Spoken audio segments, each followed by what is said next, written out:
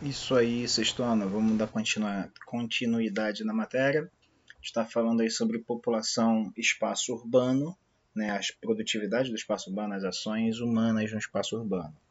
Então, na aula anterior, a gente iniciou falando sobre hierarquia urbana, falando sobre o planejamento, as cidades espontâneas, as cidades planejadas, né, o que é uma cidade global, o que é uma cidade regional, metrópole, enfim, a gente pegou o apanhado inicial aí sobre a população urbana e a sua produção urbana. E aí agora, nessa parte 2 aqui que a gente vai continuar a falar, as cidades enfrentam problemas tanto nos países desenvolvidos quanto nos não desenvolvidos e emergentes. Mas a forma como esses problemas ocorrem, as consequências e as ações para minimizá-los são bem diferentes, né? A gente não pode comparar, por exemplo, a neve que atua em cidades enfim, Quebec, cidade que eu falei na aula anterior do Canadá, porque é uma condição natural da região e a cidade se planeja para cuidar da neve, né? O chão tem aquecimento em algumas áreas essenciais. Isso é uma estrutura que foi utilizada para isso. Então, bacana. Eles lidam com seus problemas da sua maneira.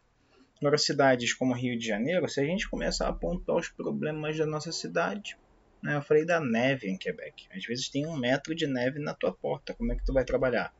Não sei se vocês já viram isso nos Simpsons, que o Bart Simpson, quando está com vários episódios de neve, né, quando neva, ele fica ouvindo no rádio esperando a escola municipal de Springfield anunciar que está fechada. Porque está nevando, não é um problema que acontece em tudo que é lugar, é lá, em alguns lugares, né? Enfim. Nesse caso, o problema da população urbana, ela atua de maneiras diferentes, tá? De acordo com a característica da região. Se uma região tem um problema climático, se a região tem um problema social, se tem um problema de poluição, se tem um problema de concentração urbana, meu irmão, aí contextos históricos, culturais, da organização do ambiente vai ser tudo influenciado, tá? Então, de forma geral, quando os países, né, quando a maioria dos países é urbana, né, quando a população dos países é urbana, isso é, quando a população que mora no espaço das cidades é maior do que do espaço rural, a gente consegue ver esses problemas com mais clareza, porque existe uma visibilidade maior desses problemas. Tá? Então, por exemplo, quando a gente falou no videozinho, né, que o livro traz para a gente de cidades como Buenos Aires, São Paulo, Rio de Janeiro, países que apresentam uma maior quantidade da população morando no espaço urbano, está vendo essas posições, pô, Argentina, Brasil, Estados Unidos, Canadá, né, Austrália, Arábia Saudita, Reino Unido e Inglaterra. São países onde a população está muito concentrada no espaço urbano. O espaço rural é muito mais vazio. Beleza? Então as empresas industriais, né, a produção industrial, que está localizada no mundo inteiro, a gente vê fábricas espalhadas pelo mundo inteiro, no passado elas estavam mais ligadas ao espaço urbano. E com a descentralização que eu falei no começo do vídeo, do outro vídeo, as fábricas buscam lugares mais baratos. Então começou um espalhamento dessas fábricas por outras regiões. Então, na primeira e na segunda Revolução Industrial, isso concentrava. As fábricas estavam muito próximas dessas áreas urbanas. Já na terceira fase dessa Revolução Industrial, as cidades começam a se espalhar. E aí a localização da indústria está de acordo com o interesse da indústria. Normalmente o produtor, o dono da fábrica, quer pagar pouco. Então ele busca as áreas mais baratas dessa produtividade, beleza? E aí fica fácil você entender que a evolução tecnológica, né, conforme a gente desenvolveu novas técnicas de produção, isso começou a tirar, a mudar as fábricas de posição. Beleza? E aí, ó, eu adoro essa linha aqui de pensamento. A primeira revolução industrial iniciou-se no processo de mecanização da manufatura e foi o início da revolução industrial, a gente chama de 1.0. Na segunda revolução industrial, 2.0, houve uma chamada produção em massa, e a energia elétrica, veículos, a indústria ficou mais bolada, mais forte. A terceira revolução industrial, a 3.0, automatização. As linhas de produção, que antes dependiam de um monte de operário trabalhando dentro da fábrica, agora a gente tem braços mecânicos. Isso começa bem a partir dos anos 70. Só que recentemente, a partir dos anos 2000 para cá, o desenvolvimento das tecnologias de informação, telefonia, por exemplo, conseguem fazer coisas que a indústria nunca havia visto. E o conceito está envolvendo armazenamento nas nuvenzinhas, né? Vocês estão fazendo prova esse ano no sistema de nuvens. Vocês estão fazendo provas pelo Forms do Google.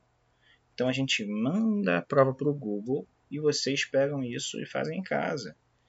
Isso é um tipo de produção. Lembra, você prova na escola, você recebe o papel, agora você recebe o arquivo digital disso. E nas fábricas isso acontece dessa maneira. O dono pode estar em casa. O estoque está baixo. Está vendo lá no sensor que avalia o estoque. Meu estoque da minha fábrica está baixo. Play. A fábrica começa a funcionar. O maluco está deitado em casa tomando, sei lá, vendo TV. E ele faz a fábrica dele funcionar sem a necessidade de ter pessoas próximas. Porque o desenvolvimento da tecnologia no espaço industrial hoje está muito grande.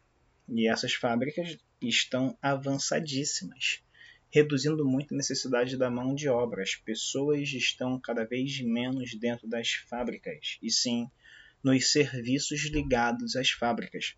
Eu gosto muito de um exemplo de um filme, mas ainda é no 3.0, mas é bem visível para vocês entenderem a evolução tecnológica disso, como nós, seres humanos, nos adaptamos a entrar nesse mercado de trabalho novo, onde o operário não é mais necessário. O filme A Fantástica Fábrica de Chocolates. Acho que todo mundo vê esse filme é muito legal. Se não viu, veja. Na Fantástica Fábrica de Chocolates, o mais novo, tem um lá dos anos 80, estou falando do que foi gravado mais recentemente, com aquele ator famoso, Johnny Depp. O pai do ator principal do filme, do menininho, ele trabalha numa fábrica de pasta de dente. E a função dele é botar tampa na pasta de dente. Ele passa o dia inteiro botando tampa na pasta de dente, tampa na pasta de dente, tampa na pasta de dente, tampa na pasta de dente. Ele vai ficar cansado, ele vai ter dor no braço, ele vai ficar doente, ele vai descansar, ele vai ter férias. Ele não está sempre trabalhando. O que o dono da fábrica investe? Num braço mecânico que faz isso automaticamente, que não precisa de um trabalhador, como essa máquina aqui que está aqui na nossa representação do livro. E aí ele perde o emprego dele. A máquina vai poder fazer isso 24 horas por dia, 7 dias por semana, 365 dias por semana sem reclamar. Você pode pensar, mas professor, a máquina pode quebrar.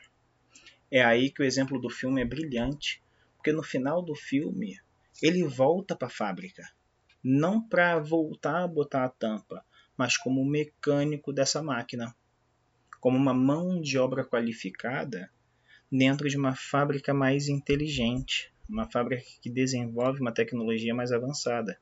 Na 4.0 isso está muito mais avançado. As fábricas já sabem, algumas já são automatizadas, quando o estoque vai sendo esvaziado, ela rapidamente ocupa isso de novo, ela começa a funcionar de novo. Tá? E dessa maneira, de dados enviados instantaneamente, você compra, você vende, você produz, você troca ações comerciais aonde você estiver. A gente faz um monte de reunião ao vivo, a gente faz um monte de encontro online. Irmão, é a mesma ideia. A tecnologia da comunicação favorecendo o espaço da produção industrial. Isso é um tema muito importante nessa matéria. De forma geral, o controle do processo produtivo é realizado de forma descentralizada. O cara pode estar em qualquer lugar do mundo. Se tiver acesso à internet, ele vai estar produtivo. Os professores estão em casa, nós estamos produtivos, estamos trabalhando graças à internet. Imagina uma pandemia sem internet. Não ia rolar, Ia ter que mandar carta para vocês, Imagina, e a pessoa recebia a carta, vou responder. Não rola, Com certeza isso é algo muito importante. E aqui, no Rio de Janeiro, vocês talvez já devam ouvir falar, já devem ter visto uma galera andando na rua com o uniforme desse nome aí, ó, Senai. SESI, Senai, Firjan, é uma instituição ligada às indústrias do Brasil. E o que essa indústria faz? Faz mão de obra, faz trabalhador. Ela gera cursos para trabalhar nas linhas de produção dessa indústria 4.0. Então, paradas bem maneiras, como automação, internet, impressão 3D, realidade virtual, são tecnologias que estão entrando agora no mercado de trabalho industrial, que o Senai, que aqui no Rio de Janeiro a gente tem várias escolas do Senai, oferecem cursos. Né? E aí é bem amplo, tá? Tem vários tipos de curso nos caras, né? E qualquer um pode fazer. Eu acho que tem que ter acima de 16 anos, então vocês ainda não, tá? Sexto ano me antecipei. Mas para quem já gosta de tecnologia, de internet, maluco, é o caminho, cara. Né? Vocês estão sendo desenvolvidos, né? Vocês estão estudando para entrarem no mercado de trabalho. E esse é um caminho bom que paga bem. Né? A gente tem vários níveis nos setores da economia e a prestação de serviço de alta tecnologia nas indústrias paga bem. Beleza? Então, bonitos, vou dar uma encerrada por aqui. Não vou fazer isso aqui agora, não vou fazer as atividades econômicas da indústria e vou fazer a parte 2 no próximo encontro, porque senão vocês vão surtar com essa matéria. A bateria está acabando aqui, show, estou encerrando o vídeo. Qualquer dúvida é só falar contigo, tá? Um grande abraço e bons estudos.